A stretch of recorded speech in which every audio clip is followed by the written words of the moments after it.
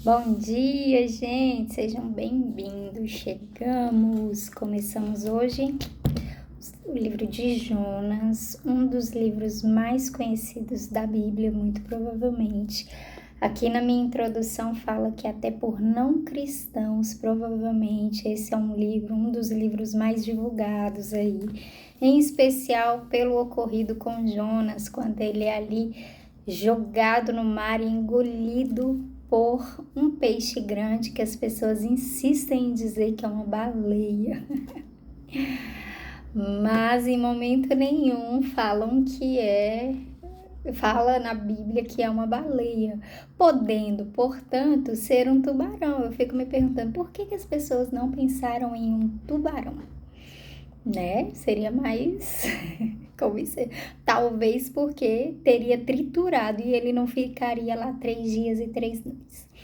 Mas enfim, um assunto totalmente aleatório, não tão aleatório, mas é isso. Hoje então começamos o livro de Jonas. Mais uma vez quero falar que a gente está chegando ao final do Antigo Testamento, faltando aí apenas mais alguns profetas para a gente concluir.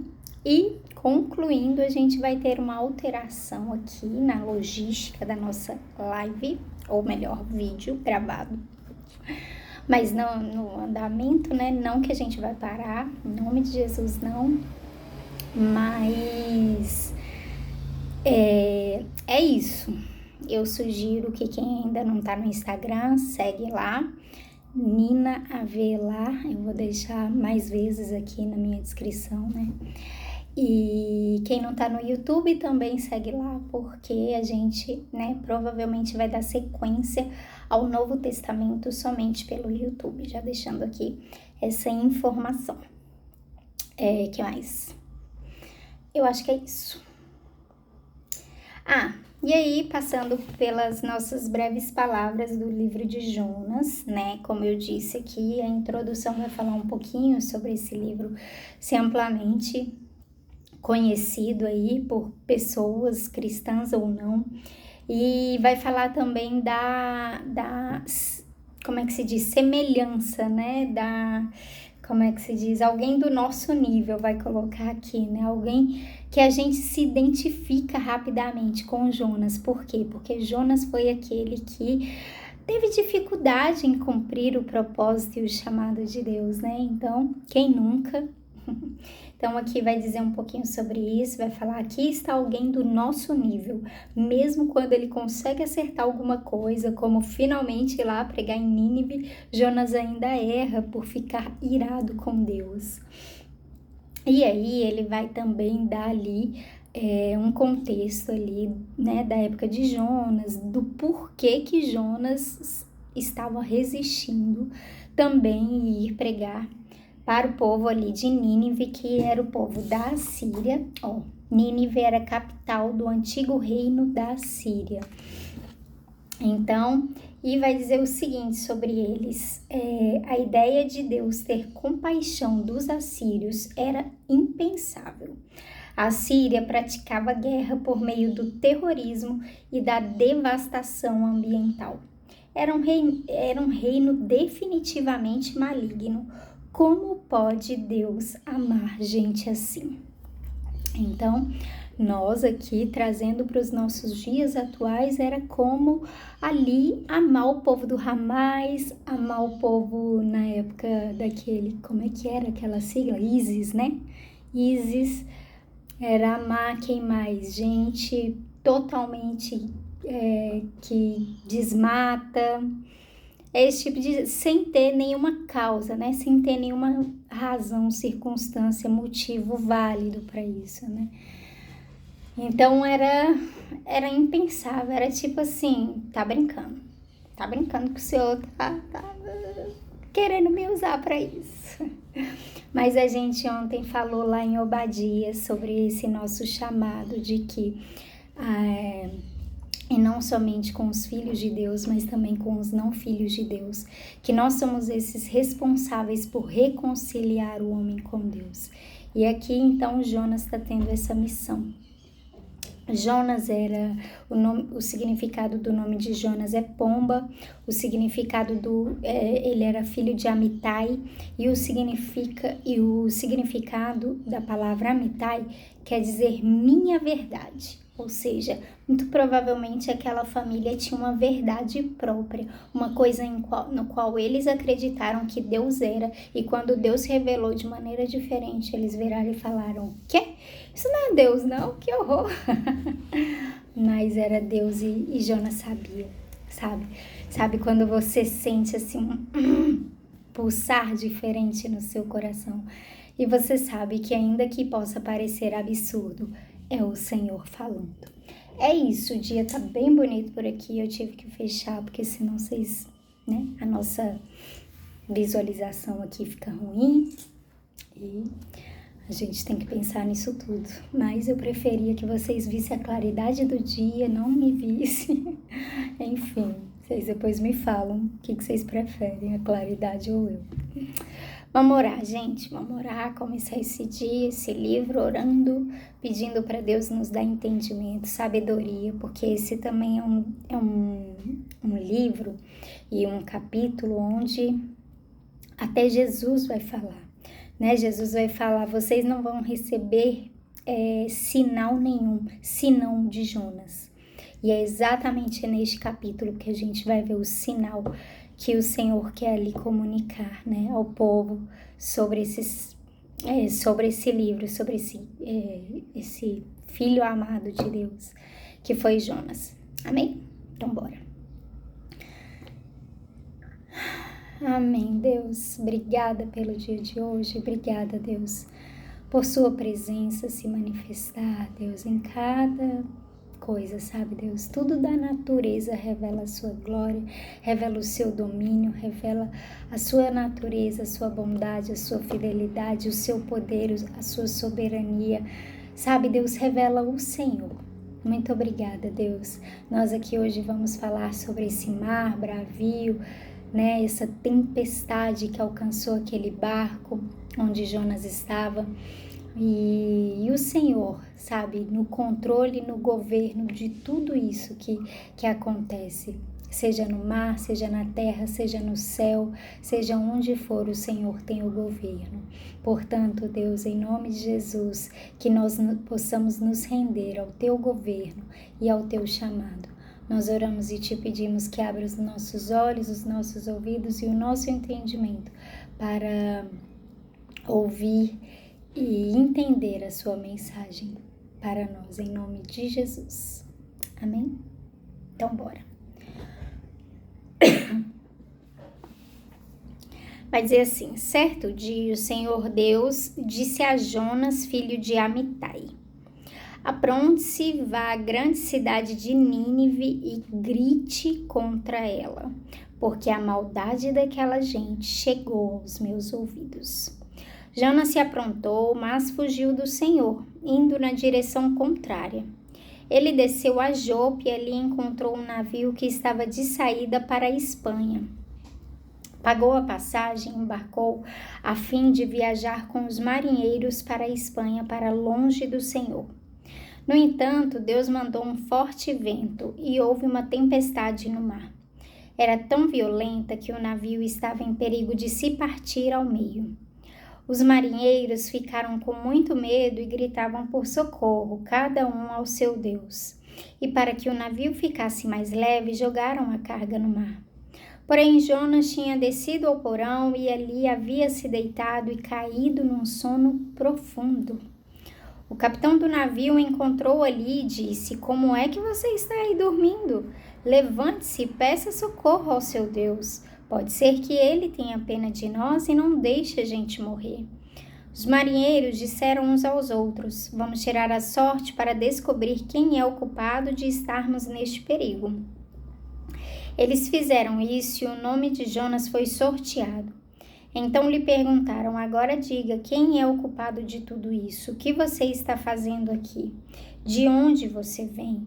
De que país você é e qual é o seu povo?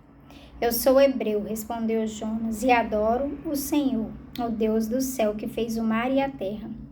Em seguida, Jonas contou que estava fugindo de Deus, o Senhor. Aí os marinheiros ficaram mais apavorados ainda e disseram: Veja só o que você fez. A tempestade piorava cada vez mais, de modo que os marinheiros perguntaram a Jonas: Que devemos fazer com você para que o mar se acalme? Jonas respondeu: Vocês me peguem e joguem no mar, que ele ficará calmo. Pois eu sei que foi por minha culpa que esta terrível tempestade caiu sobre vocês. Em vez de fazerem isso, os marinheiros começaram a remar com toda a força, tentando levar o navio para a praia. Porém, não conseguiam nada, porque a tempestade piorava ainda mais.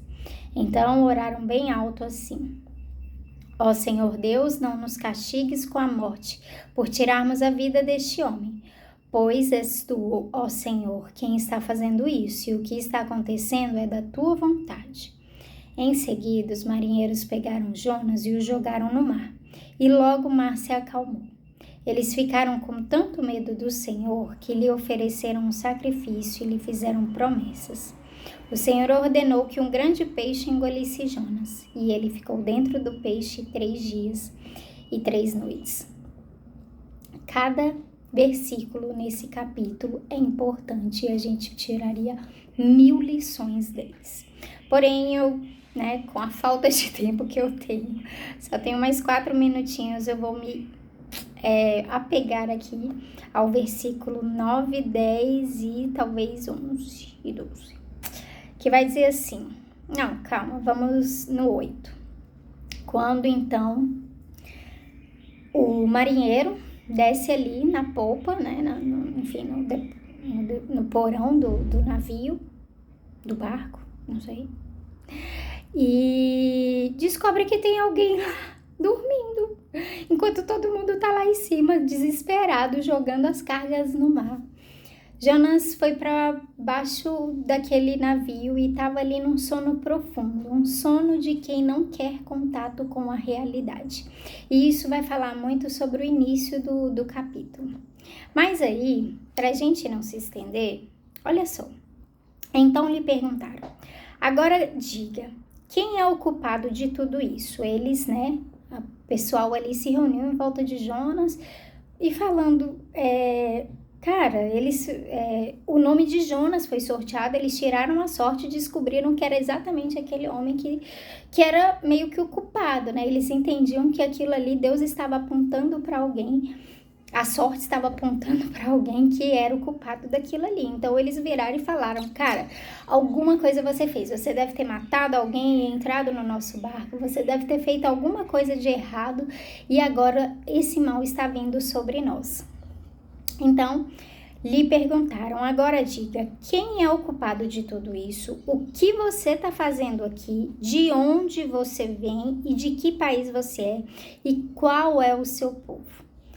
Então, Jonas responde: eu sou hebreu, respondeu Jonas, e adoro o Senhor, o Deus do céu que fez o mar e a terra. E em seguida, Jonas contou que estava fugindo de Deus, o Senhor. Aí os marinheiros ficaram ainda mais apavorados. Então Jonas, quando eles fazem aquele questionamento, Jonas vira para eles e fala: calma, eu não sou um assassino, eu não sou um terrorista, um estuprador, enfim, eu não tô nessa condição de nada disso. Só que eu sou hebreu. Eu sou servo do único e verdadeiro Deus. E o que é pior, eu não sou só servo, eu o adoro. Eu adoro mesmo. Eu adoro Ele. Eu faço tudo por Ele. Eu faço qualquer coisa por esse Deus. Mas o que Ele me pediu foi demais. Eu não tive coragem de cumprir. E ele fala, então, gente, a gente vai ver que Jonas, ele não é uma pessoa negligente com a obra de Deus. Muito provavelmente ele era muito comprometido com a obra de Deus. Mas ele e a família dele muito provavelmente tinham uma verdade enraigada neles. E aquilo que Deus tinha pedido para Jonas era demais. Era além do que ele podia compreender e fazer com a sua própria força, na sua própria vontade, na sua própria obediência, né? E aí ele conta que estava fugindo, por isso ele fugiu de Deus. Ele falou, isso é demais para mim, isso eu não vou conseguir. Então aqueles homens, e eu vou passar um pouquinho do meu tempo, então aqueles homens ficam apavorados e eles... Tá, então calma, a gente vai encontrar uma solução. A gente conhece o seu Deus, a gente sabe que ele não é nada fácil, mas vai dar tudo certo, a gente vai chegar no nosso porto em paz. E aí eles começam a jogar carga, fazer um monte de coisa, tentar fazer com a própria força deles mais uma vez. E mesmo assim a tempestade não se acalma, as coisas não melhoram. E aí eles viram e perguntaram para Jonas, não tá adiantando, o que a gente faz? E o próprio Jonas responde, me joga pro mar. É a única forma de vocês se livrarem dessa tempestade, chegarem em paz e em segurança. Eles, né? Que cruel, como assim?